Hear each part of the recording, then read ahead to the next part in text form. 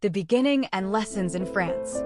I was born around 1501 to 1507 into an aristocratic, but not particularly powerful family. My father, Thomas Boleyn, was a charming diplomat, and my mother, Elizabeth Howard, came from the powerful Howard clan. But that's not the whole story. What truly shaped me were the years I spent in the Netherlands, and then at the magnificent French court. There, under Queen Claude, I learned not only the French language and manners, but also encountered new religious and cultural ideas that were unheard of in England at the time. This transformed me into a woman who was captivating, shrewd, and politically astute. Returned to England and the beginning of a fateful love. In 1522, I returned to England and joined the court of Henry VIII as a lady-in-waiting to Queen Catherine of Aragon. It wasn't long before Henry, this passionate, impulsive king, noticed me. He had previously had a relationship with my sister, Mary, but this time he was determined to have me too. Yet I refused to follow my sister's path. I told him I would only surrender to him as his wife, not as a fleeting mistress. This power game only fueled his burning desire for me, breaking with Rome and coronation. To marry me, Henry needed to annul his marriage to Catherine, but Pope Clement VII refused. However, Henry was resolute. He broke the English Church away from Rome and declared himself its supreme head. In January 1533, I secretly married him, and in June of that same year, I was crowned Queen of England with great splendor at Westminster Abbey. That September, I gave birth to a daughter, whom we named Elizabeth, a girl who would one day become England's greatest queen.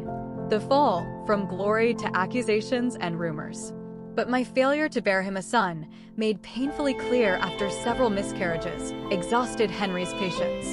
He had fallen in love again, this time with my lady-in-waiting, Jane Seymour. And from this point on, the theories and rumors began to devour me. They said I had seduced Henry through witchcraft and forced him into marriage. The most infamous rumor was the sixth finger. They claimed I had 6 fingers on my right hand, a mark of the devil. Interestingly, this rumor was spread years later by a Catholic exile priest named Nicholas Sander, solely to tarnish the reputation of my daughter, Queen Elizabeth. Even during my lifetime, whispers of witchcraft existed, but they were never brought up in court. They also added a story of an extra tooth to portray me as some unnatural, dangerous creature. Thomas Cromwell, Henry's loyal advisor, leveled charges of treason against me, adultery with 5 men, including my own brother, George Boleyn, and even plotting to poison the king. These charges, which modern historians consider utterly baseless, were fabricated in an atmosphere of court gossip and conspiracy. The end. On May 2nd, 1536, I was thrown into the Tower of London. In a trial presided over by my own uncle, the Duke of Norfolk, I was condemned to death. On May 19th, I was beheaded with a sword that Henry had brought from France as an act of mercy, the first English queen to meet such an end. In my final moments, I did not speak out of fear, but with the cunning that had always defined me. I said, I have never had a more gracious king than him, and for me, he was always a good, gentle, and sovereign lord. This was my final political play to shield my family and my daughter from the king's wrath. And this is my story. From an aristocratic lady-in-waiting to a queen who lost her life for a love that never bore fruit.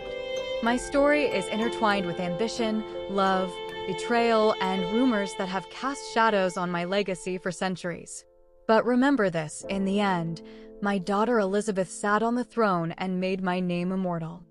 Subscribe for more.